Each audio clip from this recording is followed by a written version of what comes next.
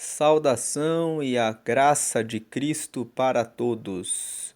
Se você não está inscrito no canal, seja muito bem-vindo neste canal que compartilha reflexões e meditações a respeito das Escrituras.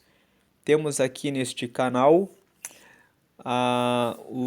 as reflexões, meditações e os comentários em cada um dos capítulos do livro de Provérbios, de Eclesiastes, de Romanos, de 1 Coríntios, e agora nós estamos meditando na segunda carta que Paulo escreveu para a igreja de Corinto.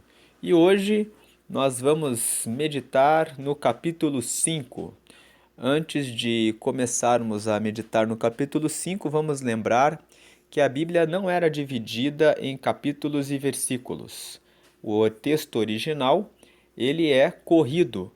A divisão em capítulos foi feita no século XII e a divisão em versículos foi feita no século XV, e é por essa razão que muitas vezes, quando você está lendo a Bíblia, tem-se a impressão de que você está lendo um capítulo, mas aquele argumento, aquele raciocínio que você estava lendo naquele capítulo, ele não termina naquele capítulo, mas você tem que ler aquele capítulo e os primeiros versículos do capítulo seguinte até fechar o raciocínio, para você entender aquela parte da escritura.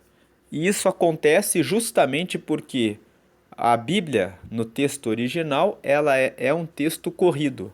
Assim como esse texto que nós estamos meditando, que é o livro de Coríntios, que na verdade é uma carta que Paulo escreveu para a igreja de Corinto, é um texto corrido. Então, esse primeiro versículo do capítulo 5, ele tem que ser lido juntamente com os versículos 16, 17 e 18 de 2 Coríntios capítulo 4, porque ele é o fechamento do raciocínio que Paulo começou no versículo 16. Então vamos voltar aqui para 2 Coríntios capítulo 4, vamos no versículo 16 e vamos ler aqui onde Paulo começa esse argumento.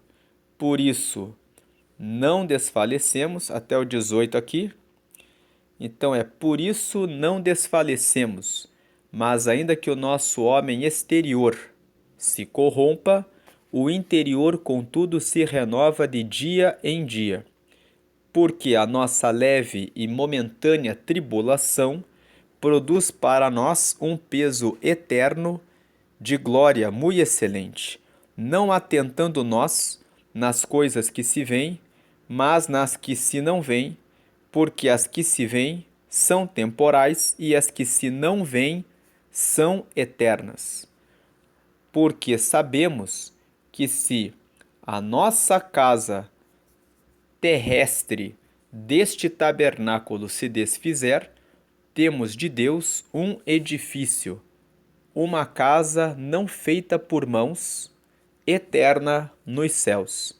Então, nesses 3 versículos que terminam o capítulo 4, Paulo está falando a respeito das tribulações que ele enfrentava pregando o evangelho. Ele fala que o homem exterior se corrompe, ou seja, o corpo físico dele poderia ser destruído, poderia ser corrompido em razão das tribulações que ele passava. Mas ele considerava que as tribulações ele chamava de nossa leve e momentânea tribulação.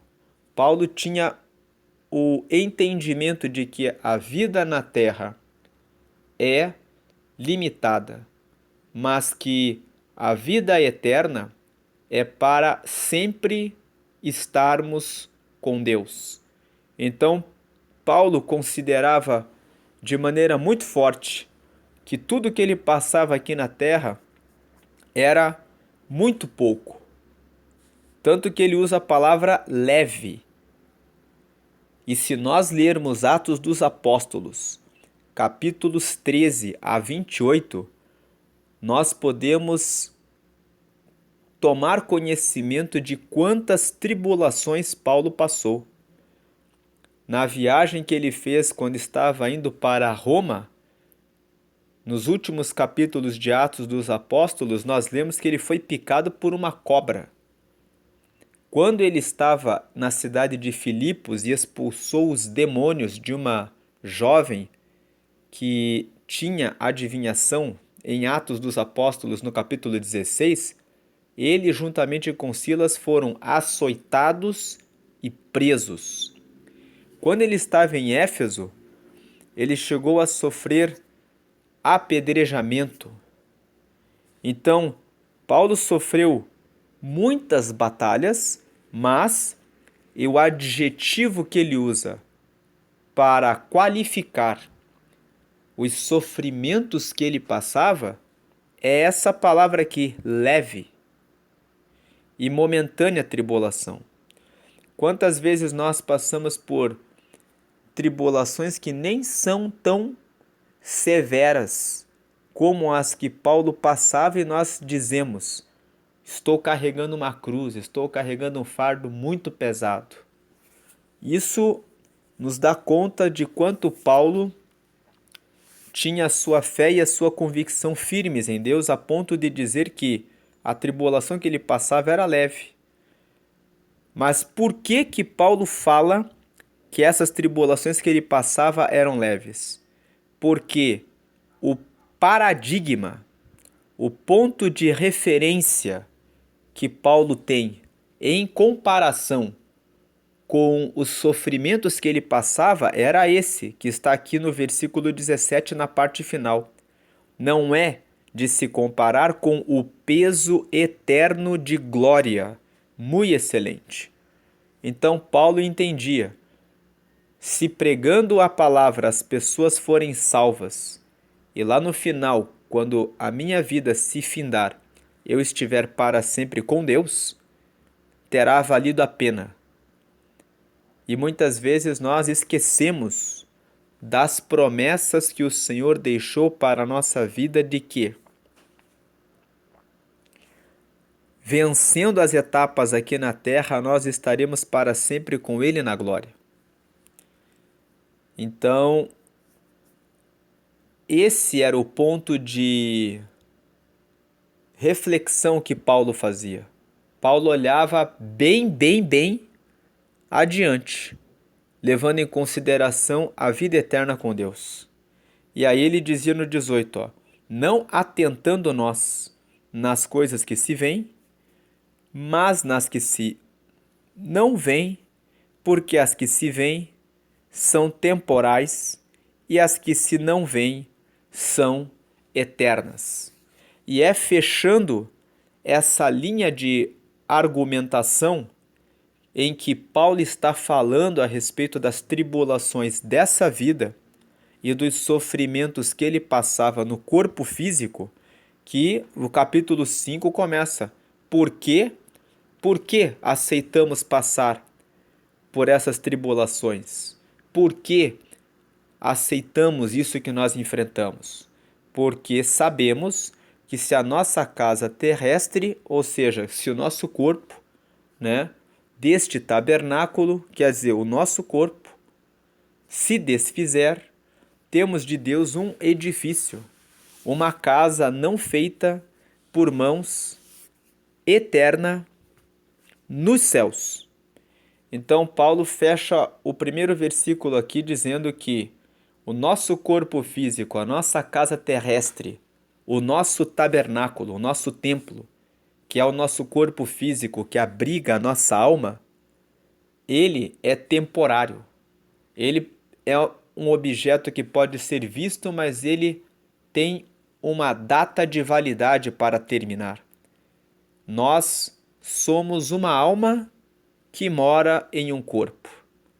Nós não somos um corpo que tem uma alma.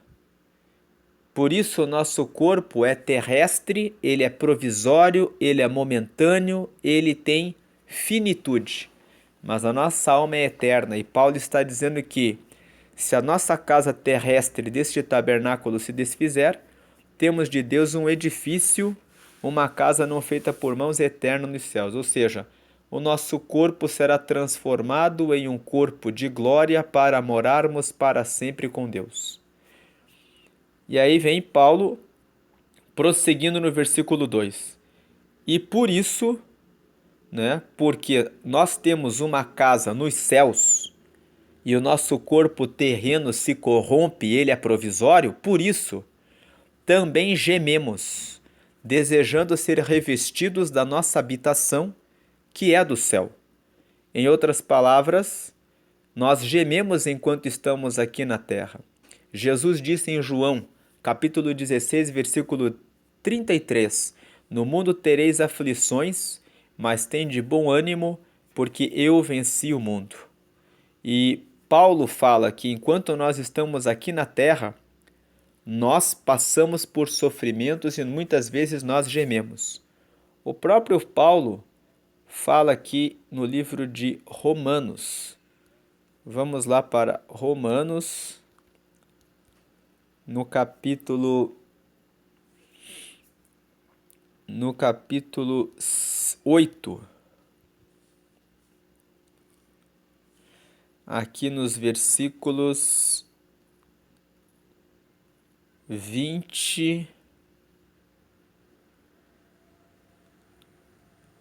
Vamos ver aqui, ó. A partir do versículo 18, ó, Paulo fala assim: porque para mim tenho por certo que as aflições deste tempo presente não são para comparar com a glória que em nós há de ser revelada.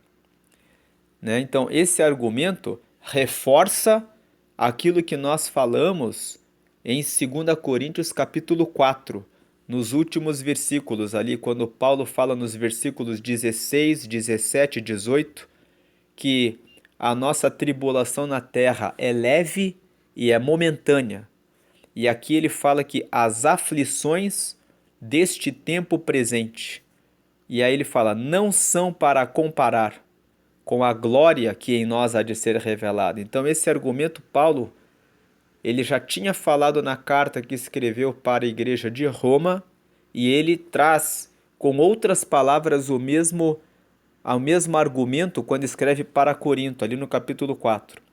E aqui ele fala também, porque a ardente expectação da criatura espera a manifestação dos filhos de Deus. O que ele está dizendo aqui? A criatura são todas as pessoas que vivem na terra. As pessoas que vivem na terra, elas têm uma ardente expectação. Elas estão esperando. O que elas estão esperando? A manifestação dos filhos de Deus. As pessoas estão aguardando que os filhos de Deus falem a respeito de Deus para elas. Elas estão esperando que os filhos de Deus se manifestem. Muitos filhos de Deus não têm se manifestado. Muitos filhos de Deus ficam com a boca calada, preocupados em resolver os seus próprios problemas, preocupados em resolver as suas próprias dificuldades, desconectados da fonte da água da vida, muitos como que tateando, conhecendo a palavra de Deus, mas sem conseguirem chegar a beber da água da fonte de Deus. E enquanto os filhos de Deus estão se debatendo em buscar conhecer a Deus, a criatura, a humanidade está com a sua expectação, a sua expectativa, aguardando que falem de Deus para elas. E aí Paulo fala aqui, por quê? Por que acontece isso? Versículo 20. Porque a criação ficou sujeita à vaidade, não por sua vontade, mas por causa do que a sujeitou.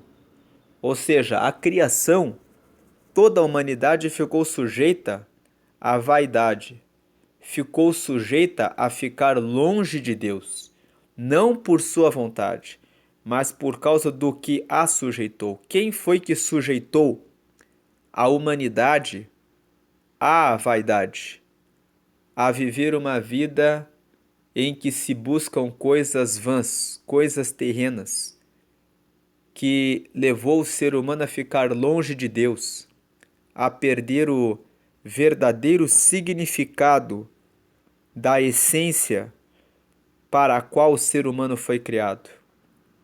Foi o primeiro homem, Adão. Deus disse para ele que não comesse do fruto da árvore do conhecimento do bem e do mal, porque no dia em que ele fizesse isso, ele traria a morte para a humanidade. Qual era a morte? A separação de Deus. Então ele vem no versículo 21, o 20 e o 21, né? A criação ficou sujeita à vaidade, não por sua vontade, mas por causa do que a sujeitou, que foi Adão. Daí o versículo 21, na esperança de que também a mesma criatura será libertada da servidão da corrupção para a liberdade da glória dos filhos de Deus. Então, no mesmo momento em que Adão sujeitou toda a humanidade à morte, representada pela separação do ser humano de Deus, no mesmo momento a humanidade ficou com essa esperança. A esperança, né, de que será libertada do que? Da servidão, da corrupção. A corrupção é o que nos deixa corrompidos, não nos deixa junto de Deus, mas nos deixa afastados de Deus por causa do pecado que ficou como uma marca em nós. E é nessa marca do pecado que o ser humano, que a criatura carrega, que marca a corrupção do ser humano. Mas a liberdade da glória vem para todos os que são filhos de Deus. E aí o versículo 22 ele fala, porque sabemos que toda a criação geme e está juntamente com dores de parto até agora. Quais são as dores de parto que a humanidade passa? Paulo está falando aqui que toda a humanidade, enquanto vive nessa terra, vive angústia, aflição, sofrimento, tribulação, doença. Todos, sejam ricos, sejam pobres, seja quem quer que seja, não escapa de passar por sofrimentos e por gemidos nessa terra. Todos são filhos de alguém, têm irmãos, têm tios, têm avós, têm amigos, e todos têm que se deparar com a tristeza de verem que tudo o que viveram e compartilharam com essas pessoas um dia acaba. Um dia teremos que ir a um funeral, e não apenas a um, mas a vários, vendo um por um, sendo sepultados até que chegará a nossa vez e teremos outras pessoas tristes em razão da nossa sepultura, e assim é, e assim a vida vai. E todos, nesses gemidos, ficam como que uma mulher grávida que está em dores de parto, esperando que o seu bebê venha nascer. Assim a humanidade também espera que todo esse mal do pecado que habita sobre a terra cesse e que a glória de Deus se manifeste. E Paulo está falando justamente sobre isso aqui em Romanos, no capítulo 8. E ele fala assim, e não só ela, não só a criação geme, mas nós mesmos, que temos as primícias do Espírito. O que Paulo está dizendo aqui no versículo 23? Mesmo quando nós temos Deus na nossa vida e o Espírito Santo em nossa vida, nós não ficamos livres de sofrer. Nós, estando no corpo do pecado e aqui nessa terra, nós também gememos e também sofremos. E aí ele vem e fala, também gememos, aqui ó, a parte final do versículo 23, também gememos em nós mesmos, esperando a adoção. Que adoção que Paulo está fazendo referência aqui? É, a saber, a redenção do nosso corpo. Ou seja, Paulo está dizendo, estamos esperando a adoção, o momento em que seremos recolhidos e então ficaremos para sempre com Deus. Aí sim, recebemos o registro de que fomos adotados, de que somos realmente filhos, o momento em que nós entramos na morada do céu e deixamos essa morada terrena para estarmos para sempre com Deus. E aí vem aqui versículo 24. Porque em esperança somos salvos. O que Paulo está querendo dizer aqui? Nós aceitamos a Jesus e recebemos a promessa de que do Espírito Santo em nossa vida para vivermos aqui na terra juntamente com Deus. Mas enquanto nós vivemos aqui na terra, continuamos gemendo, porque ainda estamos na terra. E prosseguimos com Deus, na certeza de que somos filhos e de que no tempo da nossa morte estaremos para sempre com Ele, em esperança. É em esperança que nós somos salvos. E aí ele fala, ora, a esperança que se vê não é esperança, porque o que alguém vê, como o esperará? Paulo que está falando aqui que nós estamos esperando a salvação e nós vivemos aqui na terra com essas dores. Agora, ainda com Paulo, nós vemos em Filipenses, no capítulo 1, que Paulo fala que a vida aqui na terra, para ele, não tinha sentido, a não ser para pregar a palavra, e que se não fosse por isso, ele preferiria partir dessa terra. Vamos ver aqui, ó. Ele fala isso aqui, ó, Filipenses capítulo 1, versículo 21. Porque para mim o viver é Cristo e o morrer é ganho. Por que Paulo fala isso? Porque quando ele fala a respeito da morte, ele sabe que na morte, a adoção como filho de Deus deixa de ser esperança e se torna realidade. Mas ele continua falando, mas se o viver na carne me der fruto da minha obra, não sei então o que deva escolher. Ou seja, como Paulo estava pregando o reino de Deus, vendo pessoas sendo trazidas para o reino e para o governo de Deus, então ele ficava dividido e, não sendo egoísta, ele disse, ainda vivendo com o sofrimento terreno, com as tribulações, valia a pena a vida em razão de pessoas serem alcançadas para o reino de Deus. E aí ele vem no versículo 23, mas de ambos os lados estou em aperto, tendo desejo de partir e estar com Cristo, porque isto é ainda muito melhor. Versículo 24, mas julgo mais necessário, por amor de vós, ficar na carne. E tendo esta confiança, sei que ficarei e permanecerei com todos vós para proveito vosso e gozo da vossa fé. 26. Para que a vossa glória aumente por mim em Cristo Jesus, pela minha nova ida a vós. Então, Paulo, ele fala nesse texto de Filipenses, no capítulo 1, no versículo 23 até no versículo 21 até o versículo 23, a respeito dessa situação relativa à vida, relativa a permanecer nessa casa terrestre, nesse tabernáculo, e também no versículo 2 que nós estamos lendo aqui. O que ele estava falando aqui, ó?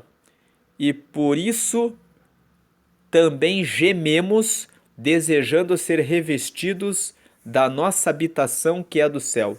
Então, aquele texto de Romanos, capítulo 8, nos versículos 18 até o versículo 23 ali que nós lemos, mostra Paulo dizendo que a criação geme, que a criatura tenha a ardente expectação pela manifestação dos filhos de Deus, que a humanidade está aguardando a vinda de Deus, que a humanidade vive como que em dores de parto, como que esperando o momento em que Deus retomará o governo da terra e trará paz para essa terra.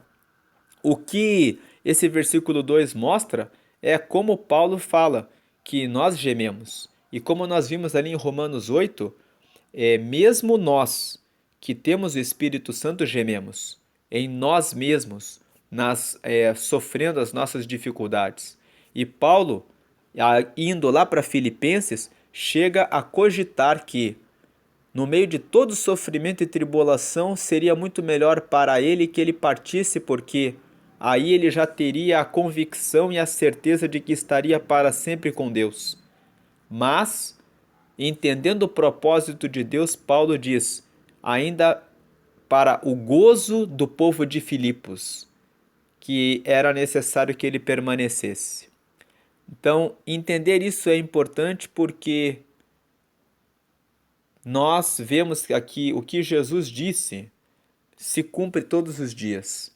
João 16:33. No mundo tereis aflições, mas tende bom ânimo, porque eu venci o mundo. João capítulo 16. Vamos ler aqui o versículo 33. O que Jesus disse aqui. Tenho-vos dito isto para que em mim tenhais paz. No mundo tereis aflições, mas tende bom ânimo, eu venci o mundo. Então Jesus disse isso para os seus discípulos, que no mundo nós teríamos aflições, mas que nós deveríamos acreditar em Cristo, porque dele vem a nossa resposta e salvação.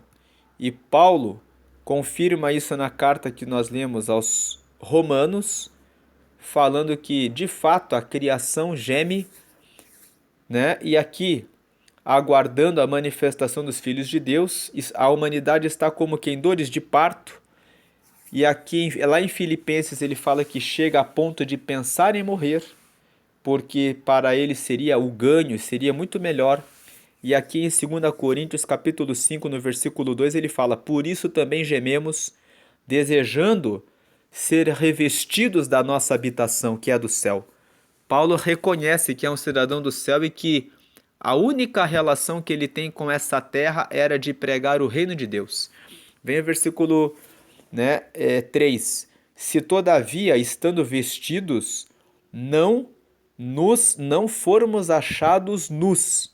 O que Paulo está dizendo aqui é, nós só temos certeza que vamos realmente morar no céu e herdar o reino de Deus se nós estivermos vestidos e não formos achados nus.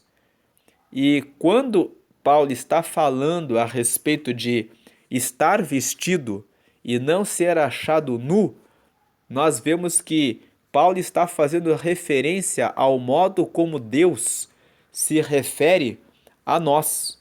Deus, quando se refere a nós, lá no livro de Apocalipse, fala que aqueles que realmente andam com Deus, eles têm as vestes brancas, as vestes limpas.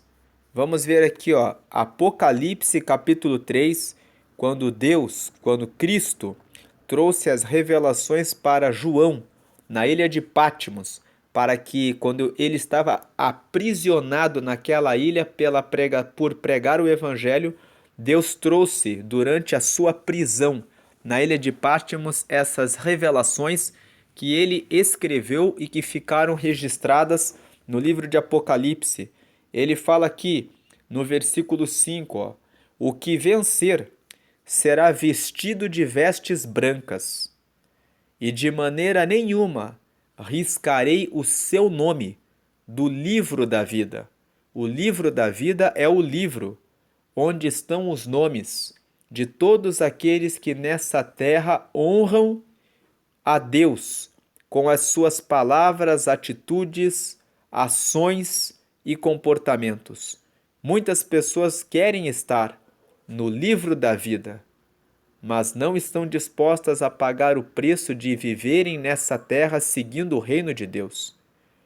Mas Deus está dizendo aqui, Jesus disse para ele, aquele que vencer será vestido de vestes brancas, ou seja, será reconhecido como um filho de Deus.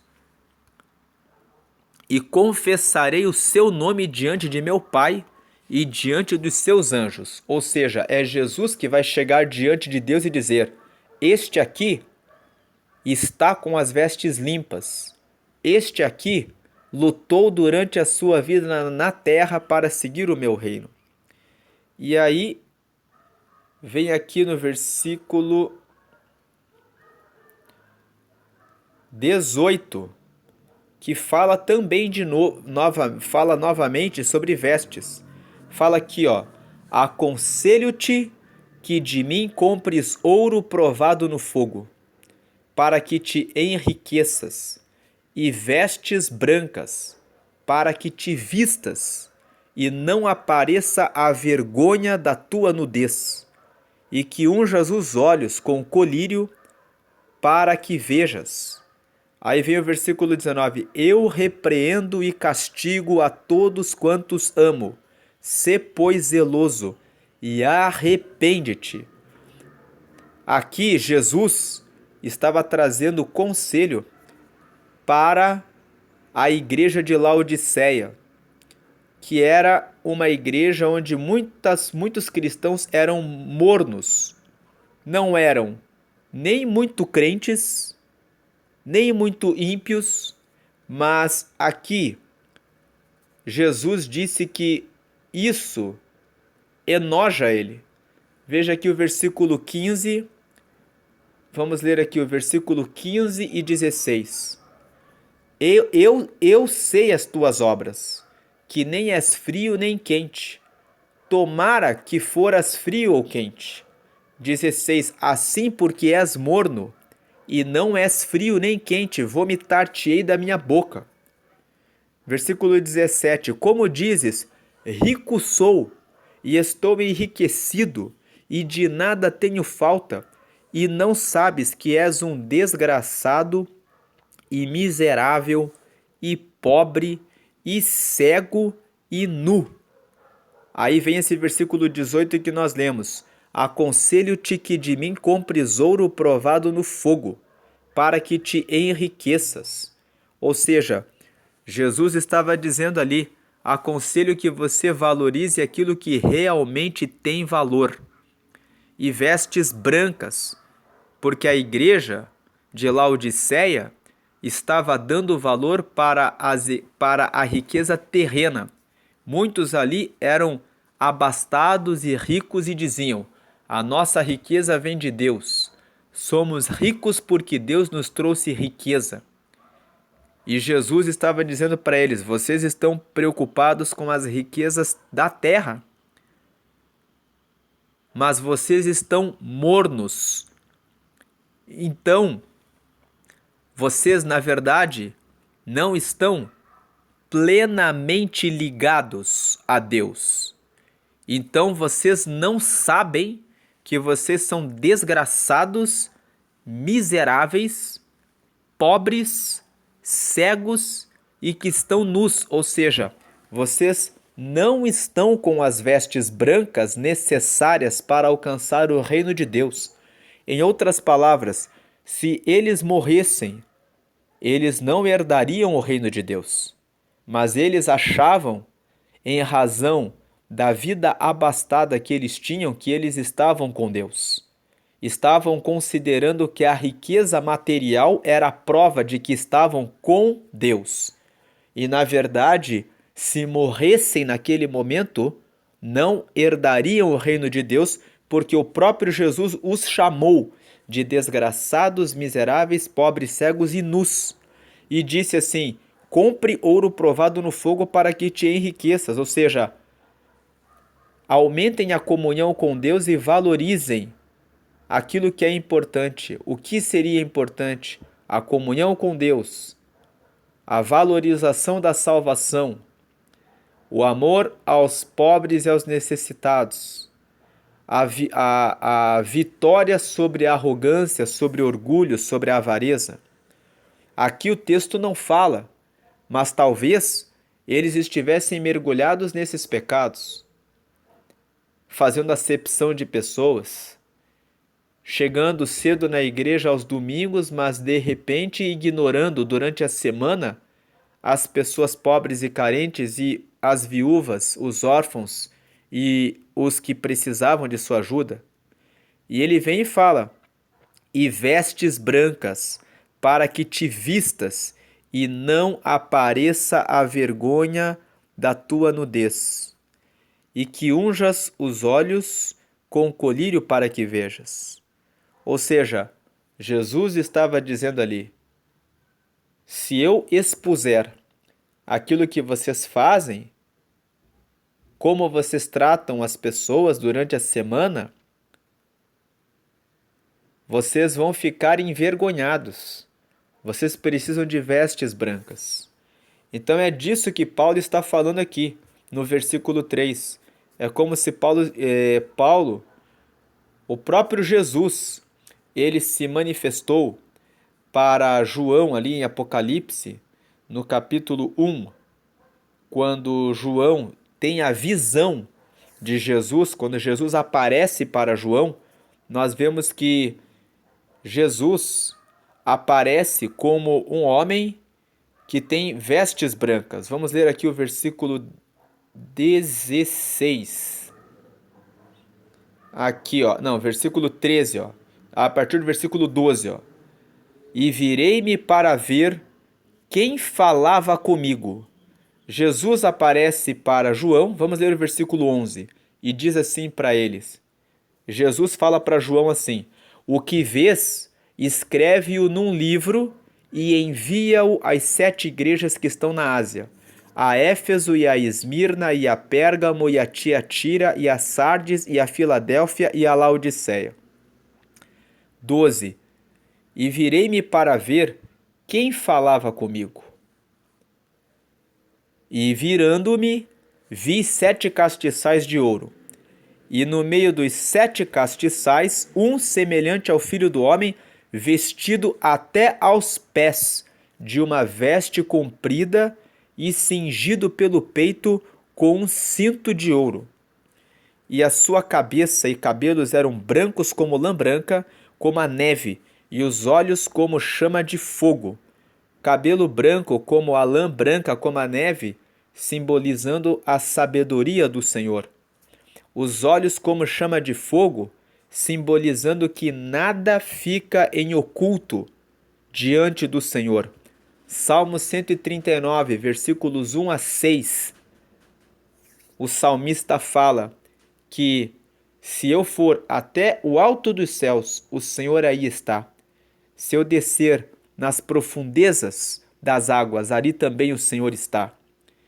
Então ele fala: e os seus pés semelhantes a latão reluzente, como se tivesse sido refinado numa fornalha, simbolizando a pregação da palavra, porque os pés nos levam a caminhar, né? Ou seja, aquilo que o Senhor pregou e anunciou sobre a terra é brilhante, como se tivesse sido refinado numa fornalha, ou seja, são palavras verdadeiras que foram provadas no fogo, que realmente são de Deus e que devem ser ouvidas, e a sua voz como a voz de muitas águas.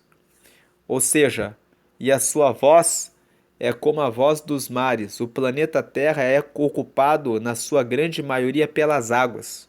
Ou seja, a voz do Senhor, quando ele fala de muitas águas, é como se dissesse: a voz do Senhor é uma voz poderosa que prevalece sobre todas as outras vozes e tudo aquilo que outras pessoas podem falar. E ele fala que ele tinha na sua destra 7 estrelas, e da sua boca saiu uma aguda espada de 2 fios, e o seu rosto era como o sol, quando na sua força resplandece. Da boca dele sai a espada de 2 fios, que está escrito em Hebreus capítulo 4, que a Bíblia, que as Escrituras, elas são como uma espada de 2 gumes, né? Ou seja, é uma espada afiada, e o seu rosto é como o sol, como o sol quando na sua força resplandece, fala a respeito da luz de Deus, que ele é a luz do mundo.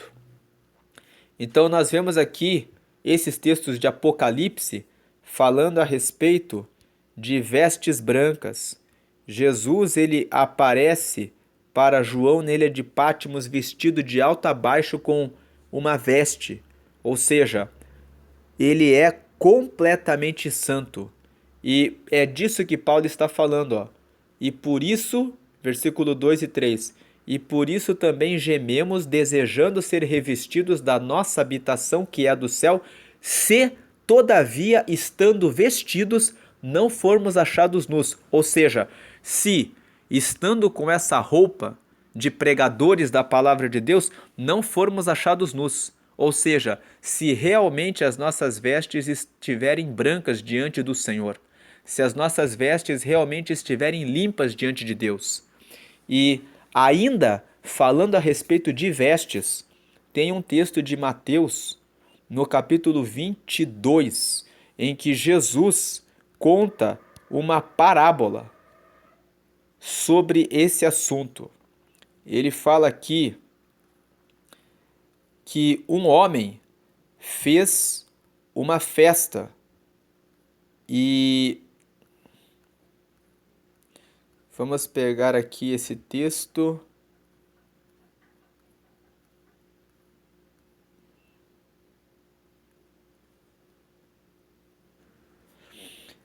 Aqui em Mateus 22, nós lemos: Então Jesus, tomando a palavra, tornou a falar-lhes em parábolas, dizendo: O reino dos céus é semelhante a um certo rei que celebrou as bodas de seu filho, e enviou os seus servos a chamar os convidados para as bodas, e estes não quiseram vir. Depois enviou outros servos, dizendo: Dizei aos convidados: Eis que tenho o meu jantar preparado, os meus bois e cevados já mortos, e tudo já pronto, vinde às bodas. Porém, eles, não fazendo caso, foram um para o seu campo e outro para o seu negócio, e os outros, apoderando-se dos servos, os ultrajaram e mataram. Aí vem aqui o versículo 7, 8 e 9. E o rei, tendo notícias disso, encolerizou-se e, enviando seus exércitos, destruiu aqueles homicidas e incendiou a sua cidade. 8. Então disse aos servos: As bodas, na verdade, estão preparadas, mas os convidados não eram dignos. E depois às saídas dos caminhos e convidai para as bodas a todos os que encontrardes. E, versículo 10, e os servos, saindo pelos caminhos, ajuntaram todos quantos encontraram, tanto maus como bons, e a festa nupcial ficou cheia de convidados. E o rei, entrando para ver os convidados, viu ali um homem que não estava trajado com veste nupcial, e disse-lhe: Amigo, como entraste aqui, não tendo veste nupcial? E ele emudeceu. Disse então o rei aos servos: Amarrai-o de pés e mãos, levai-o e lançai-o nas trevas exteriores. Ali haverá pranto e ranger de dentes. 14. Porque muitos são chamados, mas poucos escolhidos. Então, aqui nesse texto de Mateus capítulo 22, Jesus contou por parábola, né, a história sobre o reino dos céus, dizendo que o rei, que no caso é Deus, celebrou as bodas de seu filho, ou seja, celebrou a vinda, né, o reinado de Cristo sobre a terra. E ele enviou mensageiros, que somos nós, aqueles que pregam a palavra de Deus, para anunciar o reino de Deus para as pessoas, para convidar as pessoas. As primeiras pessoas eram o povo judeu. Eles eram os primeiros convidados. E eles fizeram pouco caso. Ó, não fazendo caso, foram um para o seu campo e outro para o seu negócio. Então, né, e os outros, apoderando-se dos servos, os ultrajaram e mataram. Então, mataram Jesus. Na sequência, logo depois que Jesus morreu, quando os primeiros discípulos começaram a pregar, nós vemos em Atos dos Apóstolos, no capítulo 6, que Estevão foi morto, os primeiros cristãos foram mortos. A palavra foi expandida para alcançar todos os que também não são judeus. E Deus, o rei, falou assim: esses primeiros convidados não eram dignos, então agora preguem para todo mundo. E mesmo pregando para todo mundo, existe um requisito para você participar dessa festa do reino de Deus, que é ter veste nupcial, que é aqui esse versículo 12. Então você é chamado para estar com Deus, mas você só pode morar com Deus se você tiver veste nupcial. Então esse é o último texto aqui que nós podemos que nós vamos mencionar aqui sobre essa questão de 2 Coríntios capítulo 5, ó. E por isso também gememos, desejando ser revestidos da nossa habitação, que é a do céu, que é aquilo que nós lemos em Romanos 8, né? Paulo falando que a criação geme, toda a criação está como que com dores de parto, aguardando a manifestação dos filhos de Deus, está com ardente expectação sobre a manifestação dos filhos de Deus. Então o mundo carece. Por que o mundo está vivendo como está vivendo, cheio de prostituição, homossexualidade, lesbianismo, corrupção, mentira, fraude, engano e trapaça? Porque está havendo uma omissão na pregação do Evangelho e do Reino de Cristo. Muitas vezes os próprios cristãos têm tido vergonha de permanecer em santidade, porque parece que a inversão de valores que ocorreu na terra faz com que o justo tenha vergonha de ser justo, porque parece que se tornou incorreto você conservar a santidade, a misericórdia, a bondade e o amor. Então ele vem e fala, ele fala sobre isso aqui, nós gememos, e aí ele fala que ele aguarda estar no céu. E ele fala: se todavia, estando vestidos, não formos achados nus. Paulo está dizendo: se é que as vestes espirituais que nós temos realmente são vestes nupciais, realmente são vestes brancas, realmente são vestes que são dignas de alcançar o reino de Deus. Aí vem 4.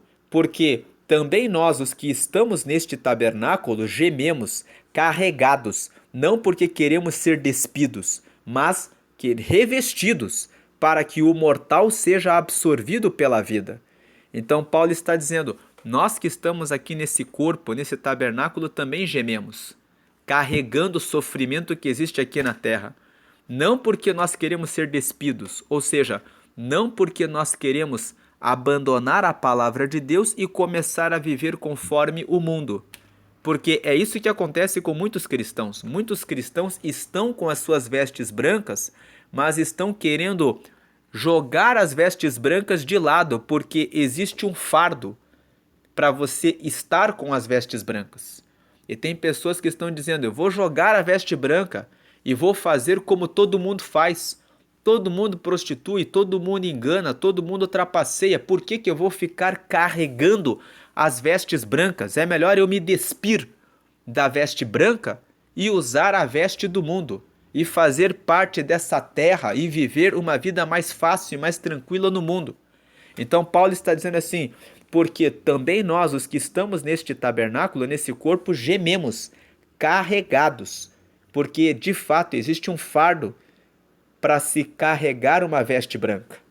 E ele fala, não porque queremos ser despidos, ou seja, não porque queremos tirar a veste branca, mas pelo contrário, queremos ser revestidos, ou seja, colocar uma veste branca por cima daquela que a gente já tem. Né? Porque estar vestido, estar revestido é o quê? É vestir duas vezes, é reforçar aquilo que você já tem. Então ele não quer se despir da veste branca, pelo contrário, ele fala: eu quero ser mais fortalecido, eu quero permanecer mais ainda com Deus, para que o mortal seja absorvido pela vida. Ou seja, Paulo está dizendo assim, ó, na parte final, ele quer ser revestido,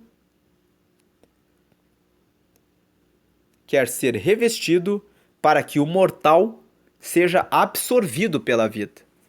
Aí vem o versículo 5. Ora, quem para isso mesmo nos preparou foi Deus, o qual nos deu também o penhor do Espírito. Ou seja, Paulo está falando, foi Deus que colocou a veste branca em nós. Foi Deus que nos preparou para isso. E ele também nos deu o penhor do Espírito. Penhor é o quê? É a garantia, né? Então nós temos ali, é uma das formas de garantia. Quando nós entregamos o nosso imóvel para o banco, para pegar um empréstimo, nós entregamos o nosso imóvel, fazemos uma hipoteca. Quando nós estamos falando de penhor, nós precisamos de dinheiro, podemos pegar algo valioso que nós temos. Normalmente as pessoas entregam um anel de ouro, um colar, entregam alguma coisa para o banco, colocam lá o penhor, um objeto móvel, né? A hipoteca é sobre os imóveis, o penhor é sobre bens móveis. Então você pega um relógio que tem muito valor, entrega para o banco como garantia e recebe aquele dinheiro que você precisa para usar por um tempo. Então, Paulo está dizendo aqui, Deus ele nos preparou para morarmos com ele. Ele nos preparou as vestes brancas para nos purificar e ele também nos deu uma garantia.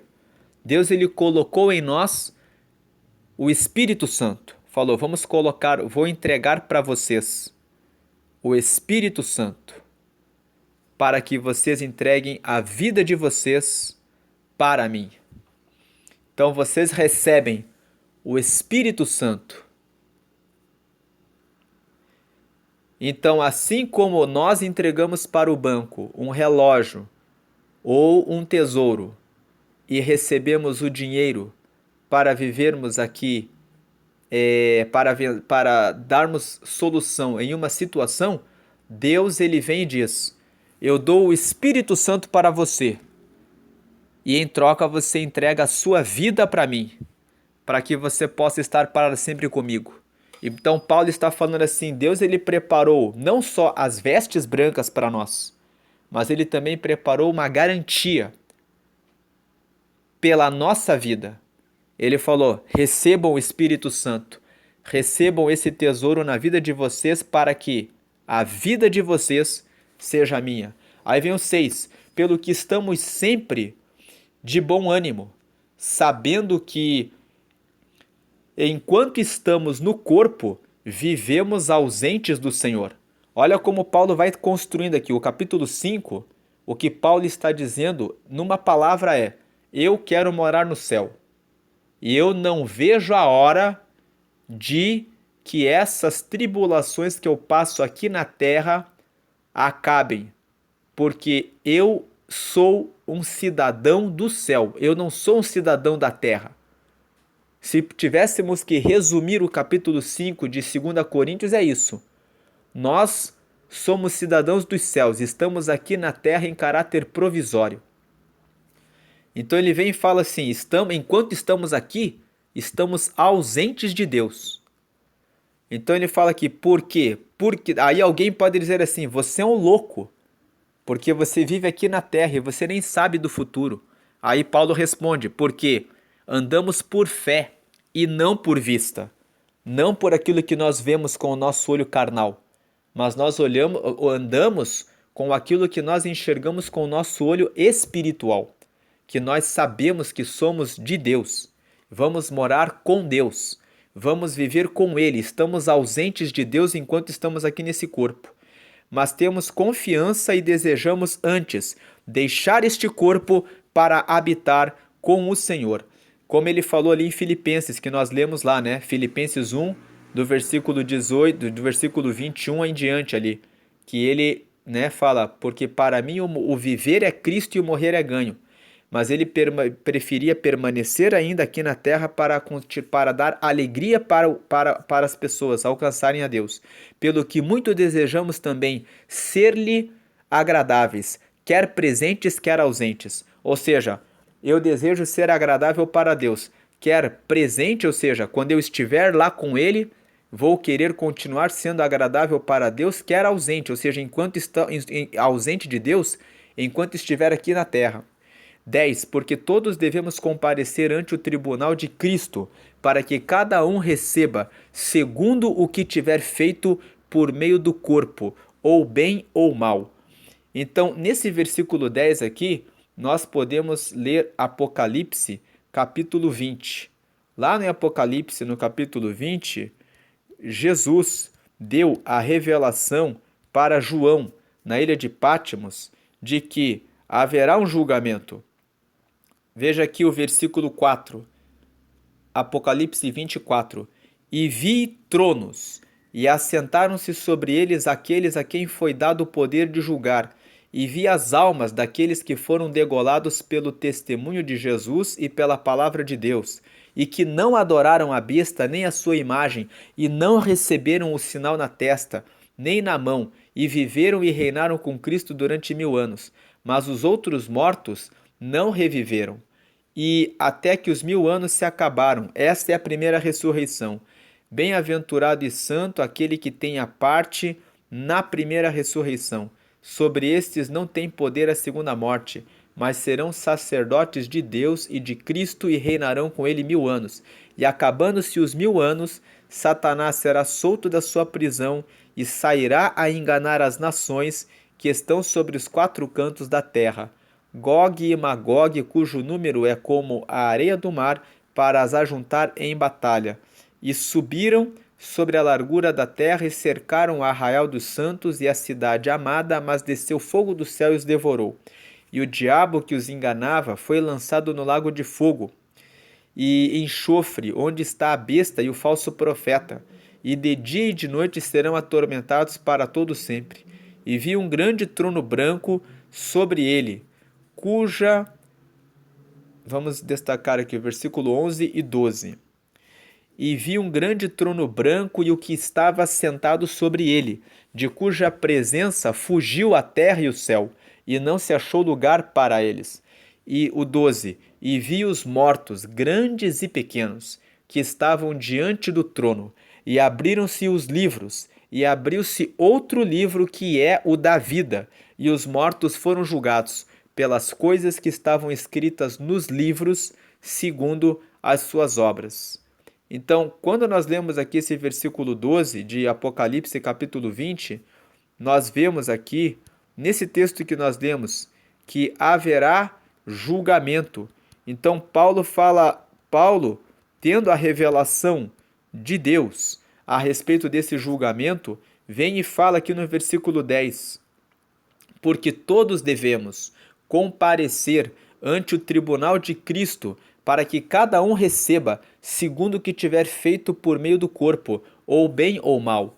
Ali, se nós prosseguíssemos na leitura de Apocalipse capítulo 20, nós vamos ver ali que o mar deu os seus mortos, e eles também foram julgados segundo as suas obras. Então, haverá um juízo final. A Bíblia traz a revelação de que existirá um julgamento de todos em razão das suas obras, em razão daquilo que fizeram. Então, ele fala aqui no versículo 11, assim que, sabendo o temor, né, Aqui temor significa respeito, significa reverência, né? Temor no dicionário pode significar respeito e pode significar ter medo.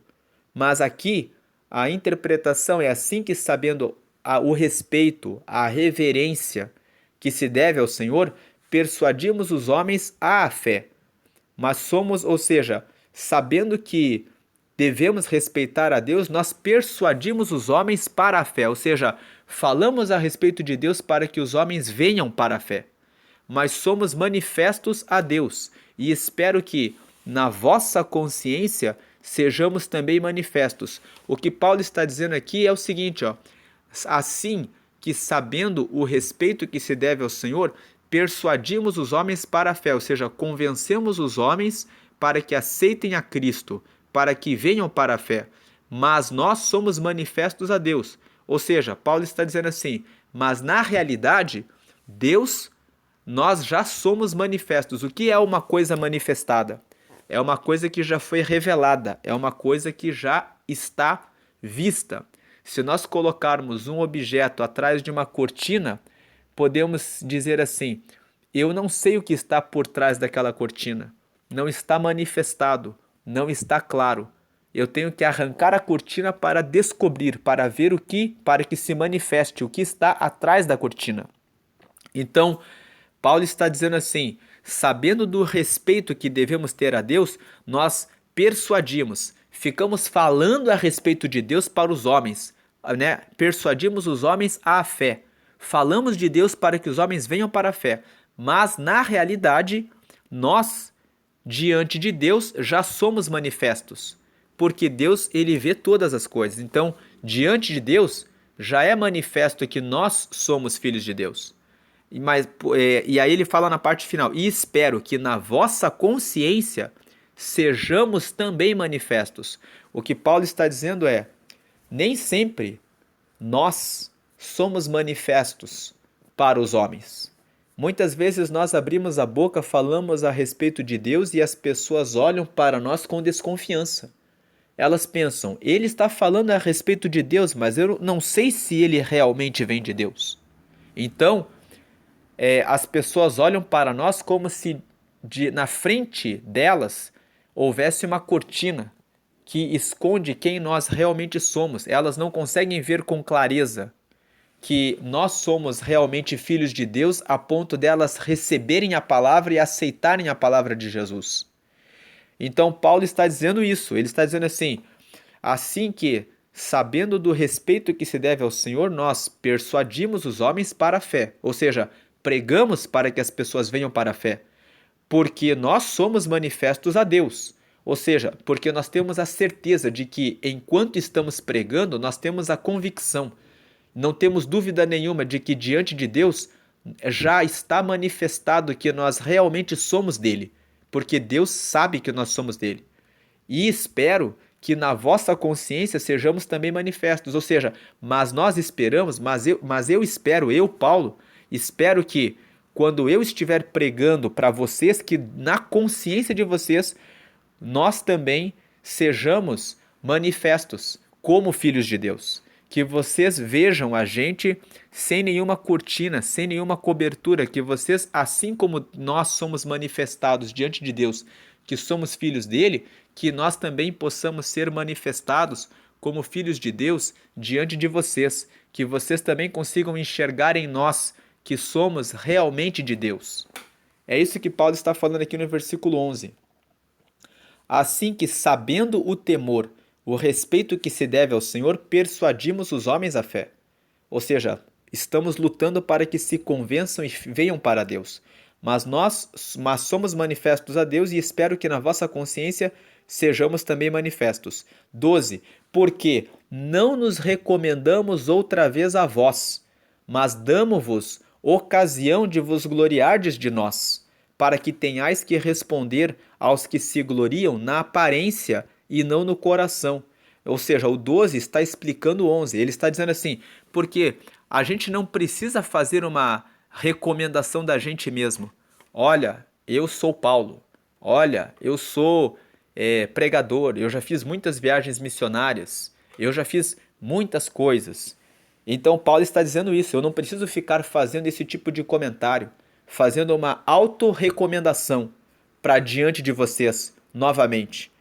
Aí ele fala aqui, mas damo-vos, ó, aqui no mesmo versículo 12, mas damo-vos ocasião de vos gloriardes de nós. Ou seja, com as nossas atitudes, com as nossas palavras, com as nossas ações, com o esforço, com a dedicação, com o empenho que eu estou tendo em cuidar das igrejas, em cuidar de vocês, em escrever para vocês, eu estou dando ocasião de vocês se gloriarem de nós, ou seja, de vocês falarem, eles realmente são servos de Deus, para que tenhais que responder aos que se gloriam na aparência e não no coração.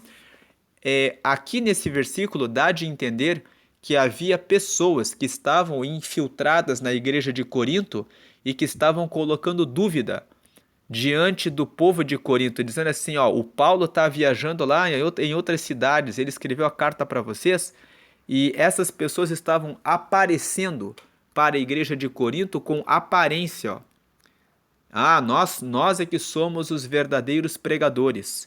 E Paulo aqui dá a entender que ele está dizendo para a igreja de Corinto, olha, prestem atenção, porque nós estamos pregando o evangelho para todas as pessoas, né, persuadindo os homens à fé, versículo 11, né? Porque nós já somos manifestos a Deus, né? E eu espero que na vossa consciência sejamos também manifestos, ou seja, eu espero que também esteja muito claro para vocês que nós somos verdadeiros pregadores de Cristo. E aí vem o 12, porque não nos recomendamos outra vez a vós, porque nós não precisamos ficar fazendo autoelogios, né? Considerações de que nós somos melhores, de que nós somos realmente de Deus para vocês. Mas pelo contrário, nós damos ocasião para que vocês possam se gloriar em nós, né? Para que tenhais o que responder aos que se gloriam na aparência e não no coração. Ou seja, havia pessoas que estavam querendo exercer influência sobre o povo de Corinto, falando mal a respeito de Paulo, querendo colocar em dúvida o ministério de Paulo. E Paulo está falando aqui que ele tem a esperança de que eles vejam que Deus estava com ele. Muitas vezes surgem pessoas querendo conduzir o rebanho de Deus para outro caminho, querendo falar mal a respeito daqueles que pregaram o evangelho para nós, querendo muitas vezes colocar em dúvida a conduta de outras pessoas, com más intenções. E é necessário estar atento em relação a pessoas que vêm em nome de Deus apenas com aparência. Como ele fala aqui, ó, pessoas que muitas vezes vêm dizendo que eu fiz tal curso, eu estive em tal lugar, eu tenho mais autoridade para falar a respeito de Deus, eu sou a voz da igreja. Quem pode ser a voz da igreja? Para que a pessoa seja a voz da igreja, é necessário que ela mostre com as suas ações, com as suas atitudes, com os seus comportamentos, que ela realmente se dispõe a pagar o preço em defesa da igreja. Muitas pessoas vêm com a aparência de que são os sábios, os entendidos, mas que se colocássemos uma cruz sobre eles para que eles defendessem a igreja, eles não estariam dispostos a carregar essa cruz. Paulo, ao contrário, mostrou, pelos textos que nós lemos em Atos dos Apóstolos, do capítulo 13 até o capítulo 28, todos os sofrimentos que ele passou, todas as prisões, apedrejamentos, sofrimentos, perseguições, em nome do Evangelho. Aí vem o 13, porque se enlouquecemos é para Deus, e se conservamos o juízo é para vós. Então Paulo está falando assim, quantas vezes parece que a gente faz coisas loucas, mas quando eu estou fazendo as coisas loucas, eu estou fazendo para Deus. E quando a gente deixa de fazer alguma coisa, a gente deixa de fazer alguma coisa para conservar o juízo só porque nós estamos preocupados com a salvação das almas. Por que que ele faz isso? Versículo 14. Porque o amor de Cristo nos constrange, julgando nós assim, que se um morreu por todos, logo todos morreram. Então, Paulo está dizendo assim, Jesus morreu por todos. Então, se Jesus morreu por todos, todos que chegam até Cristo morrem para o pecado. Então, assim, se é que chegaram até Cristo, porque aqui nós podemos ler o que o Jesus falou em Mateus, capítulo 16, no versículo 24. Vamos ler aqui Mateus 16, 24. Olha o que Jesus disse. Então disse Jesus aos seus discípulos: se alguém quiser vir após mim, ele não obriga ninguém a ir atrás dele, renuncie-se a si mesmo, tome sobre si a sua cruz e siga-me. Porque aquele que quiser salvar a sua vida, perdê-la-á. E quem perder a sua vida por amor de mim, achá-la. 26. Pois que aproveita o homem ganhar o mundo inteiro, se perder a sua alma? Ou que dará o homem em recompensa da sua alma? Porque o Filho do Homem virá na glória de seu Pai, com os seus anjos, e então dará a cada um segundo as suas obras. Em verdade, então aqui vou ler só até o versículo 27. O versículo principal aqui dessa leitura é o 24, que aquele que está em Cristo, se alguém quiser vir após mim, renuncie-se a si mesmo, tome sobre si a sua cruz e siga-me. Então, nesse texto, vamos voltar aqui para 2 Coríntios 5, voltar aqui para o versículo que nós estávamos lendo aqui, que é o versículo 14, não, versículo 15, né? Não, é o 14, né? A parte final. E porque o amor de Cristo nos constrange, julgando nós assim, que se um morreu por todos, logo todos morreram. Jesus morreu por todos para que trouxesse reconciliação com Deus. Um morreu por todos. Agora todos morreram. Todos morreram para a sua própria vontade. Todos os que aceitam a Jesus morrem, para poder ganhar a vida. Como nós lemos, aquele que achar a sua vida, perdê-la-á. Mas o que perder a sua vida por amor de mim, achá-la-á. Ou seja, assim como Cristo não fez a vontade dele, mas ele encarnou e viveu aqui na terra sempre fazendo a vontade do Pai e morreu para a vontade dele, e por isso ele trouxe vida para todos. Se um morreu por todos, logo todos morreram. E versículo 15, e ele morreu por todos para que os que vivem não vivam mais para si, mas para aquele que por eles morreu e ressuscitou. É exatamente aquilo que nós falamos em Mateus 16, 24. Ele morreu por todos para que os que vivem não vivam mais para si, mas para aquele que por eles morreu e ressuscitou. Ou seja, ele morreu para que aqueles que aceitarem a ele, enquanto viverem nessa terra, vivam como se fossem mortos para os prazeres e deleites dessa carne e dessa terra, renunciando o pecado da carne e vivendo já no reino de Deus. Assim que daqui por diante, versículo 16, aqui, versículo 16, assim que daqui por diante a ninguém conhecemos segundo a carne, e ainda que também tenhamos conhecido Cristo segundo a carne, contudo agora já o não conhecemos desse modo. Ou seja, eu já não conheço mais o João, que é o meu amigo, como o João, o velho João, que gosta de fazer as coisas exclusivamente para o seu próprio prazer e deleite. Mas eu continuo conhecendo o João, que vive aqui na terra, junto comigo nessa terra, mas o João que recusa a fazer aquilo que seria prazeroso para ele e que não se conforma com a palavra de Deus. Mas um João que perdeu a própria vida, perdeu e renunciou àquilo que para ele seria ganho, aceitou a Cristo e disse: o velho João está sepultado, porque eu ando em novidade de vida. Como está ali em Romanos, no capítulo 6, no versículo 3, Paulo fala que quando nós somos batizados em Cristo, nós somos batizados para andar em novidade de vida. Vamos.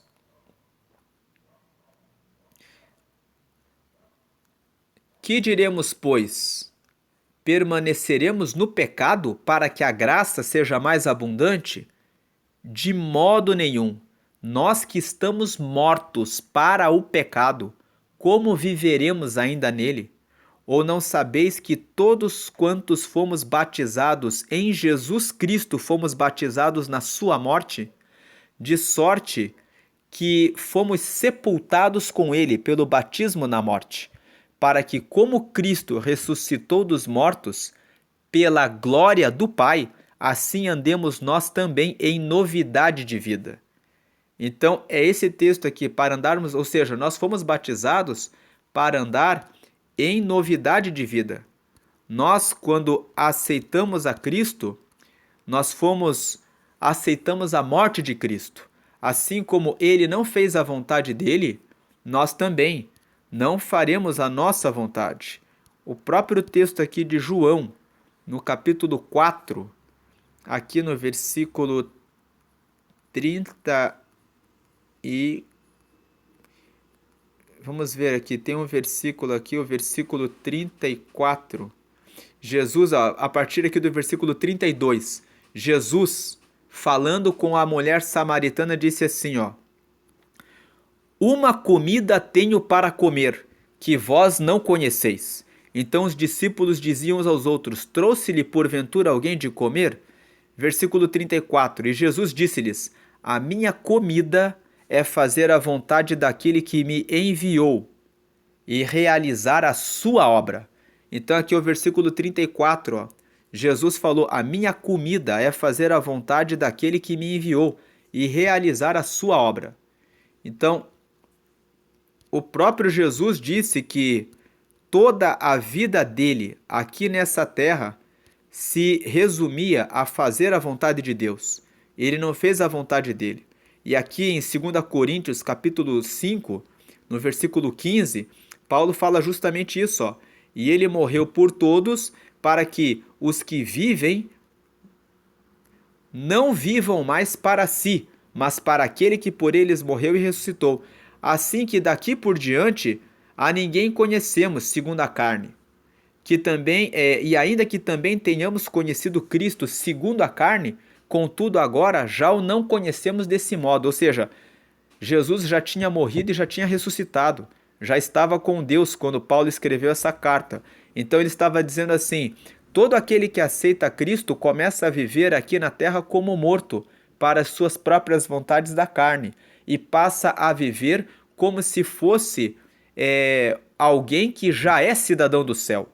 Então, como nós dissemos aqui anteriormente, 2 Coríntios capítulo 5 é uma carta que, em síntese, Paulo está falando: nós somos cidadãos do céu, nós não estamos mais vivendo aqui na terra. O nosso corpo terrestre, o nosso tabernáculo terreno, ainda que ele se desfaça, nós sabemos que temos um corpo em glória, que estará para sempre com Deus. Enquanto nós estamos aqui na terra, nós estamos ausentes de Deus. Mas o nosso corpo, o nosso lugar verdadeiro é com Deus. Aí o versículo 17, assim que se alguém está em Cristo, se estiver em Cristo, realmente estiver nele, nova criatura é. As coisas velhas já passaram, eis que tudo se fez novo. Ou seja, o João não vai mais ser como a antiga criatura. Se ele realmente estiver em Cristo, ele vai renunciar a si mesmo, ele vai tomar sobre si a sua cruz, para que ele possa então, renunciando a si mesmo e tomando a sua cruz, ser um seguidor de Jesus. Aí sim, ele estará em Jesus. Será nova criatura, as coisas velhas já passaram, eis que tudo se fez novo. E tudo isso provém de Deus. Ou seja, a força para que nós possamos usar as novas vestes, a força para que nós possamos sepultar o velho homem, a força que nós temos para andar como pessoas que são cidadãos do céu e que seguem o reino de Deus, vem de Deus, que nos reconciliou consigo mesmo por Jesus Cristo e nos deu o ministério da reconciliação. Aqui nesse ponto, Jesus Cristo, ele é quem nos reconciliou. Podemos ler aqui, e isto é, versículo 19, Deus estava em Cristo reconciliando consigo o mundo, não lhes imputando os seus pecados, e pôs em nós a palavra da reconciliação. Aqui nós podemos lembrar de Romanos capítulo 5, versículos 10 e 11. Paulo fala sobre a reconciliação. Eu coloquei Romanos, capítulo 5. Vamos ver aqui, versículo 5. No versículo 1, nós somos justificados. A obra de Jesus Cristo operou 3 coisas. Primeiro, capítulo 5, versículo 1, nós fomos justificados pela fé, temos paz com Deus por nosso Senhor Jesus Cristo. Somos pecadores. Com a morte de Jesus Cristo nos justificou dos nossos pecados. Aí o versículo 10 e 11 fala sobre a reconciliação, que é o que nós estamos lendo lá em 2 Coríntios 10, né? Que é 2 Coríntios 5, né? Porque se nós, sendo inimigos, fomos reconciliados com Deus pela morte de seu Filho, muito mais estando já reconciliados, seremos salvos pela sua vida. E não somente isto, mas também nos gloriamos em Deus por nosso Senhor Jesus Cristo, pelo qual agora alcançamos a reconciliação. Então esse texto fala, pelo Senhor Jesus Cristo, ou seja, pela morte dele e pela sua ressurreição, nós fomos reconciliados com Deus. Por último, a morte de Jesus nos trouxe a justificação dos pecados, a reconciliação com Deus, e o capítulo 8, no versículo 15, nos trouxe a qualidade de filhos de Deus. Versículo 15, porque não recebestes o espírito de escravidão, para outra vez estardes em temor, mas recebestes o espírito de adoção de filhos, pelo qual clamamos Abba Pai.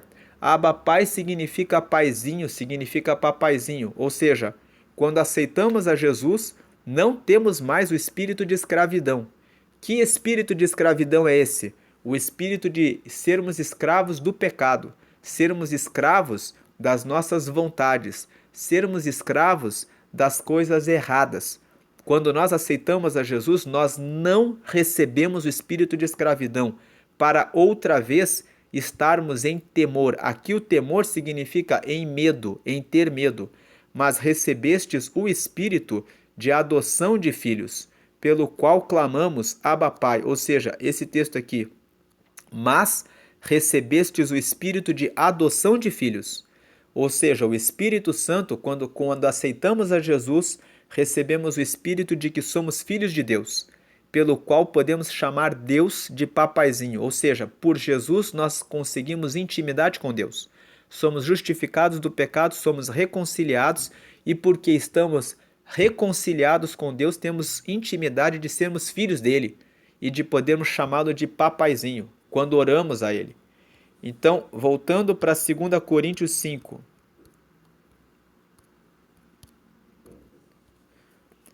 Indo ali no versículo 18, que era o que estávamos lendo aqui.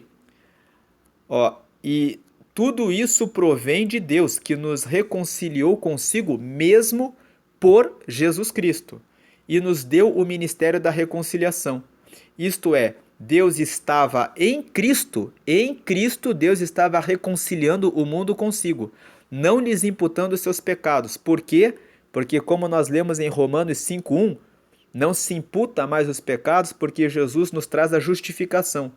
porque, né, sendo, portanto, justificados pela fé, né, somos justificados e temos paz com Deus por Cristo Jesus. E pôs em nós a palavra da reconciliação.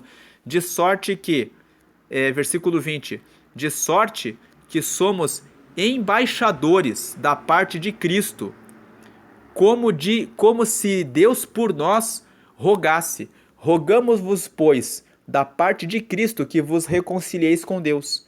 No versículo 20, Paulo está dizendo assim: Deus reconciliou a humanidade com ele por meio de Jesus.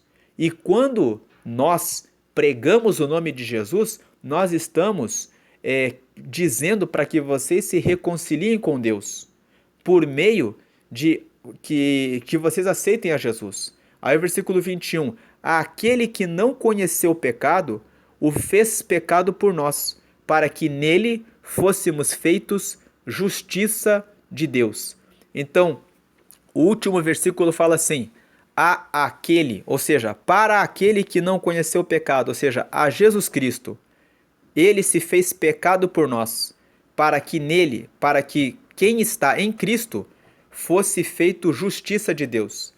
Aqui nós precisamos lembrar que eu fiz um desenho aqui, ó, bem simples, que mostra que Deus, ele está no topo de todas as coisas. E embaixo, lá no final aqui, estão todas as pessoas, toda a humanidade. Jesus, ele veio, ele é igual à justiça de Deus. Como assim a justiça de Deus? Quando o ser humano pecou, não havia como a humanidade ter relacionamento com Deus. Então, Jesus veio para ser o nosso intercessor. Ele falou: vou morrer, vou vencer o pecado e morrer pelos pecados de todos. Então, a justiça de Deus, os pecados da humanidade estarão justificados. E assim, ele colocou esse triângulo aqui que eu coloquei aqui no desenho, ele estendeu a luz dele para toda a humanidade, sobre todos. Só que no meio, né, no meio do caminho, Deus colocou várias pessoas para aceitarem a Jesus e servirem como embaixadores, que vão pregando a palavra de Deus. E eu coloquei aqui embaixadores 1, embaixadores 2, embaixadores 3, embaixadores 4, e coloquei essas linhas pontilhadas para simbolizar o que acontece com a vida dos cristãos. Que tem pessoas que falam assim: mas eu aceitei a Cristo ontem, eu não tenho nada para dizer a respeito de Jesus, eu não posso ser um embaixador de Jesus. Se você aceitou Jesus ontem e você está aqui no nível 1, porque você veio ontem, você vai subindo à medida em que você vai caminhando na sua fé com Deus, à medida em que você vai conhecendo mais e mais os mistérios de Deus, você vai chegando para o nível 2, para o nível 3, para o nível 4, e chegando cada vez mais e mais perto do próprio Jesus, e alcançando cada vez mais e mais a graça para alcançar mais pessoas. A gente vê aqui que quanto mais perto de Cristo, mais vai aumentando o poder da influência que você vai fazendo sobre as pessoas para que a humanidade chegue a Deus. Então, nós, como embaixadores, vamos nos tornando a justiça de Deus.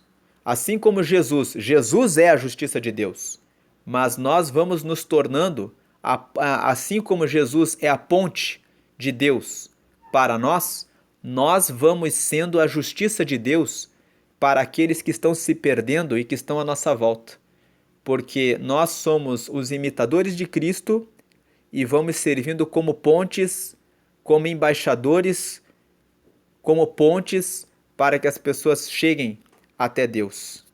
Então, voltando aqui no texto, ó, versículo 20, de sorte que somos embaixadores da parte de Cristo, como se Deus por nós rogasse. Ou seja, essa parte final aqui, ó, como se Deus por nós rogasse. Ou seja, é como se nós fôssemos Cristo. Como se Deus usasse a nós e rogando para as pessoas, olha, venham para mim, porque Cristo já não está mais na terra. Então, nós somos embaixadores de Cristo, representantes de Cristo, é como se Deus estivesse rogando para as pessoas virem até Ele por meio de nós, como se Deus por nós rogasse. Então, por isso, Paulo continua, rogamo-vos, pois, ou seja, rogamo-vos por isso, da parte de Cristo, que vos reconcilieis com Deus. Ou seja, os versículos 18 e 19, Paulo fala assim, Deus trouxe o ministério da reconciliação por meio de Jesus. Versículo 20, como Jesus já não está mais na terra, nós é que somos os embaixadores de Cristo. Como se Deus um dia usou Cristo, hoje é como se Deus usasse a nós, como Cristos, para que nós, da parte de Cristo, preguemos para que as pessoas se reconciliem, alcancem a reconciliação com Deus. Então, aí ele termina o capítulo 5 dizendo assim, para aquele que não conheceu o pecado, o fez pecado por nós, para que nele fôssemos feitos justiça de Deus. Ou seja, nós somos a justiça de Deus, assim como Cristo é a justiça de Deus que trouxe salvação para toda a humanidade, nós que somos os embaixadores de Cristo, que anunciamos o reino de Deus, somos da parte de Cristo a justiça de Deus, para que nele, em Cristo, ou seja, nele, quando ele fala aqui, ó, para que nele, significa para que em Cristo, ou seja, para que nós, estando firmes, ligados, conectados em Cristo, sejamos feitos justiça de Deus. Lembrando aqui para finalizar, já que eu falei que estando ligados a Cristo, sejamos representantes de Deus, vamos em João 15. Jesus fala ali, para terminar agora esse vídeo, eu sou a videira verdadeira. Jesus falando que ele é a videira verdadeira e meu Pai é o lavrador. Toda vara que em mim que não dá fruto, atira e limpa toda aquela que dá fruto, para que dê mais fruto. Vós já estáis limpos pela palavra que vos tenho falado. Estais em mim e eu em vós. Como a vara de si mesma não pode dar fruto, se não estiver na videira, assim também vós, se não estiverdes em mim. Eu sou a videira, vós as varas. Quem está em mim e eu nele, esse dá muito fruto, porque sem mim nada podereis fazer. Então, Cristo, ele fala aqui, que nós temos que estar para que nele, como diz ali o último versículo que nós lemos, para que nele sejamos feitos justiça de Deus. Ou seja, aqui o último versículo aqui, ó. Aquele que não conheceu o pecado, se fez pecado por nós, para que nele fôssemos feitos justiça de Deus.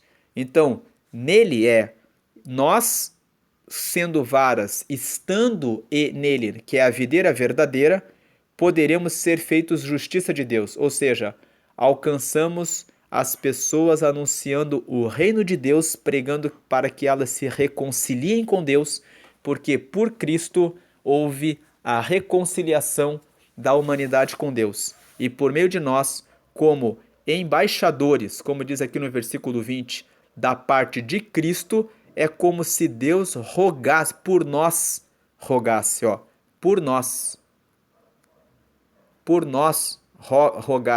a humanidade. Então, que nós possamos ser a luz do mundo, como diz ali em Mateus capítulo 5, versículo 13. Vós sois o sal da terra. e a luz do mundo. Então, que nós possamos ser sal na terra e que nós possamos ser a luz do mundo. Só como diz aqui, Mateus 5:13. Vós sois o sal da terra. E se o sal for insípido, com que se há de salgar? Para nada mais presta senão para se lançar fora e ser pisado pelos homens. Vós sois a luz do mundo. Não se pode esconder uma cidade edificada sobre um monte, nem se acende a candeia e se coloca debaixo do alqueire, mas no velador, e dá luz a todos. Assim resplandeça a vossa luz diante dos homens, para que vejam as vossas boas obras e glorifiquem o vosso Pai que está nos céus. Então, com esse texto nós encerramos esse vídeo. Deus abençoe a todos. Fiquem na paz de Jesus.